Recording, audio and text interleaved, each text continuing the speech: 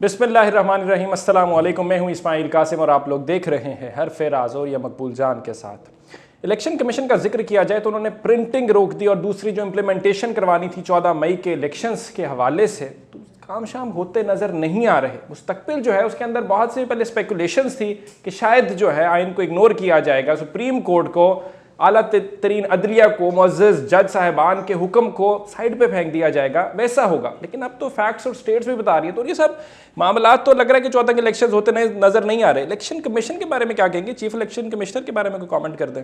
देखिए, अगला हफ्ता बहुत अहम है। पहली बात तो यह है कि अक्सर लोग ये कहते थे कि सुप्रीम कोर्ट जो है वो नरम पड़ गई है बहुत ज़्यादा और उसने कोई किसी तौर पर वज़ीर आज़म को या किसी और को नहीं बुलाया, तो ये क्या मसला है। दरअसल सुप्रीम कोर्ट ने वो पिटीशन सुनी नहीं थी। सुप्रीम कोर्ट की जो पिटीशन थी वो सेक्रेटरी डिफेंस ने एक पिटीशन दायर की थी कि एक दिन में इलेक्शन करवा दिया जाए। सुप्रीम कोर्ट ने कहा कि आइन में हमारे पास कोई ऐसा इख्तियार नहीं है कि एक दिन के अंदर हम इलेक्शन करवाएं, क्योंकि उससे पहले आपको याद होगा कि 3 जनरल्स मिले थे, उन्होंने ब्रीफिंग भी दी थी। अलबत्ता अगर पाकिस्तान की तमाम पॉलिटिकल पार्टीज अपने तौर पर इकट्ठी हो जाएं तो हम ये इलेक्शन कराने को तैयार हैं, हम उसका कोई रास्ता निकालेंगे। फिर एक आर्टिकल है 254 आइन का जो कहता है कि अगर कोई एक काम मुकर्ररा वक्त में नहीं होता तो फिर उसको थोड़ी सी मोहलत अगर बाद में हो जाता है तो नाजायज़ नहीं हो जाता, तो उसकी हम इंटरप्रिटेशन कर सकते हैं, या कोई अगर पार्टियां चाहें तो कॉन्स्टिट्यूशनल अमेंडमेंट करते। उस पर शोर मचा दिया गया, अथॉरिटी के स्तर पर नहीं आएंगे, ये नहीं करेंगे, फलां नहीं करेंगे, बहुत ज़्यादा काफ़ी सारा जिसे कहते हैं असेंबली के अंदर भी शोर मचा, हर चीज़ हुई। उसके बाद जब अगली दफ़ा जाएगी और इस दौरान 2 ऑडियो कैसेट भी निकालेंगे, ऑडियो लीक्स भी हुए। मैंने उनमें से एक सास की ऑडियो लीक है। अब सास एक इंडिपेंडेंट शहरी है, वो किसी और खातून से गुफ्तगू कर रही है, दुआएं दे रही है ना कि मेरा बच्चा जो है वो खड़ा हुआ है तो वो जो अल्लाह ताला उसको साबित कदम रखे। इस तरह एक और इस तरह की फजूल सी ऑडियो जो है वो लीक की गई जिसका कोई बेसिकली उसके साथ कोई ताल्लुक, उस पर हमारे चंद एक साफ़ी जो हैं बड़ा गलत प्ले कर रहे हैं। मतलब एक बहुत बड़े साफ़ी हैं, कॉलम निगार भी हैं, एंकर पर्सन भी हैं, वो कहते हैं जी काजी फायज ईसा ने कहा था कि मेरा फ़ोन टेप होता है, ठीक, और इस पर किसी ने तवज्जो नहीं दी थी। पहली बात यह है कि काजी फायज ईसा की कुछ ऑडियो लीक निकली थी।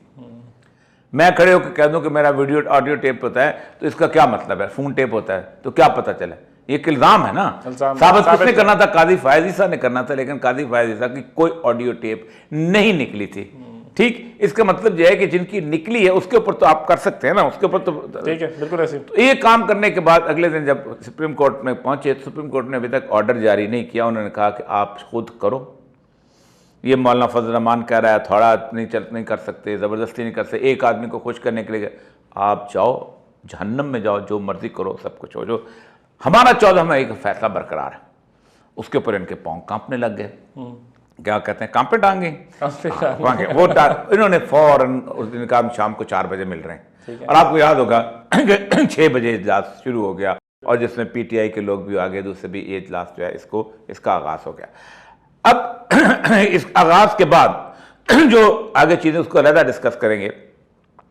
उसके बाद अब सुप्रीम कोर्ट के पास क्या चीज रहती है। दो दफा 2 मुलाकातें हो चुकी हैं, अंदाजा हो रहा है कि शायद आगे कुछ निकल आए, लेकिन सुप्रीम कोर्ट के पास जो केस जाएगा तो सुप्रीम कोर्ट ने आइन के मुताबिक अमल करना, ठीक है। आइन के मुताबिक 2 मई को उन्होंने पहला ये केस रखा है। 8 जजेस का बेंच, सुप्रीम कोर्ट में कितने जज हैं?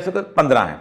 8 का मतलब है कि अक्सरियती का लोग जहाँ बेंच बैठेगा, 8 जजेस बैठेंगे। तो पहले तो कहेंगे वो जो लेके आए थे, तरमीमी बिल लेके आए थे, उसके ऊपर डिस्कस करेंगे जिसको उन्होंने रोक लिया हुआ है, और उसके ऊपर फाइनल फैसला आ जाएगा, क्योंकि उन्होंने तमाम पार्टियों को नोटिस दिया है, आए हमें बताएं कि आप अदलिया के अंदर इस किस्म की इंटरफेरेंस कैसे चाहते हैं। इसके ऊपर मैंने बार बार कई दफ़ा मिसालें दी हैं कि इंडिया की सुप्रीम कोर्ट ने बाकायदा 2018 के अंदर एक अमेंडमेंट आई थी कि हम जज खुद भर्ती करेंगे असेंबली के मेंबर, तो उन्होंने कहा था कि ये जुडिशरी की आज़ादी के ख़िलाफ़ है।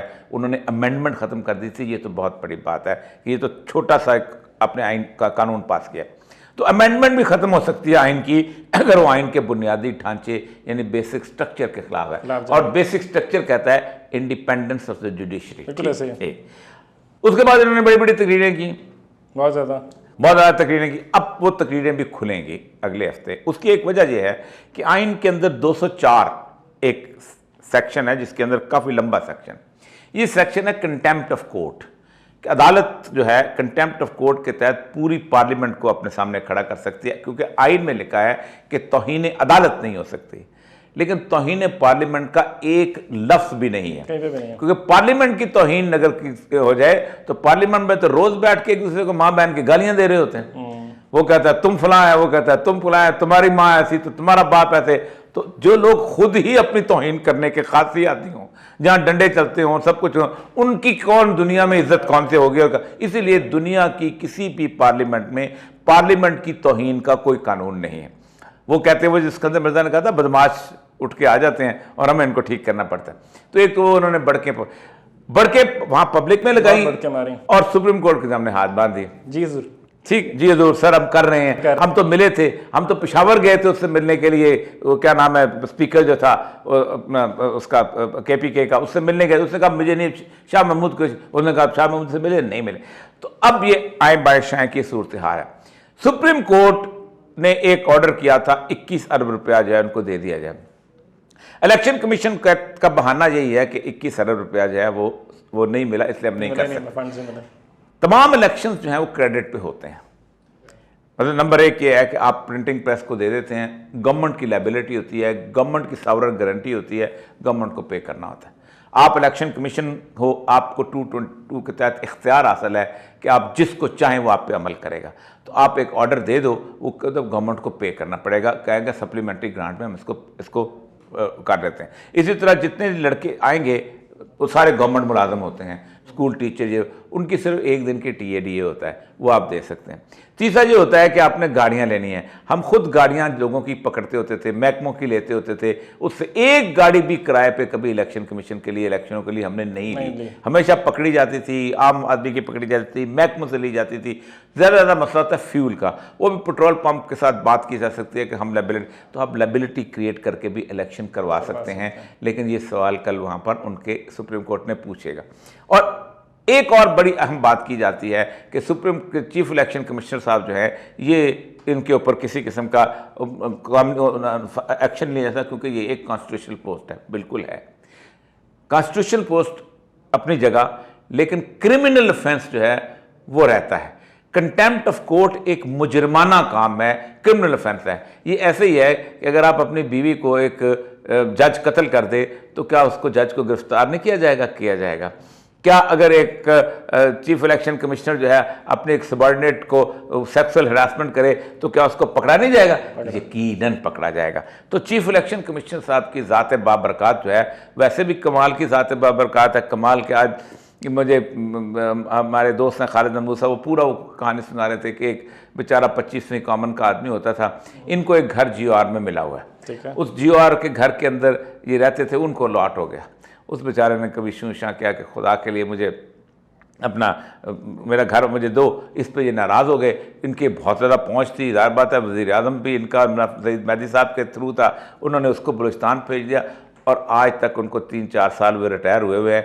GOR का घर उनके पास है, आज तक उसमें रह रहे हैं। आज पाकिस्तान को चाहिए, गवर्नमेंट को चाहिए कि पुलिस छापा मारे और जितने महीने में रह रहे हैं, कम से कम 10 लाख रुपया महीने का किराया है। एक्मन रोड पे वो घर है, एंड चीफ सेक्रेटरी के साथ 10 लाख रुपये से इनसे रिकवरी डाली जा सकती है। ये आपने क्रिमिनल ऑफेंस किया कैसे है, आपके बच्चे कैसे रह रहे हैं उसके अंदर। ठीक, तो एक तो आज एक और साहब ने कहा है कि इनकी जायदाद जी फैसलाबाद से, बिल्कुल फैसलाबाद वाले के एहसास जाहिर करें, बताएं। वो इलेक्शन कमीशन का मुलाजिम है, जिसे दावादार के इसके बेटे के साथ है, बेटे के साथ। तो चीफ इलेक्शन कमीशन साहब बहुत थिक सूप में है।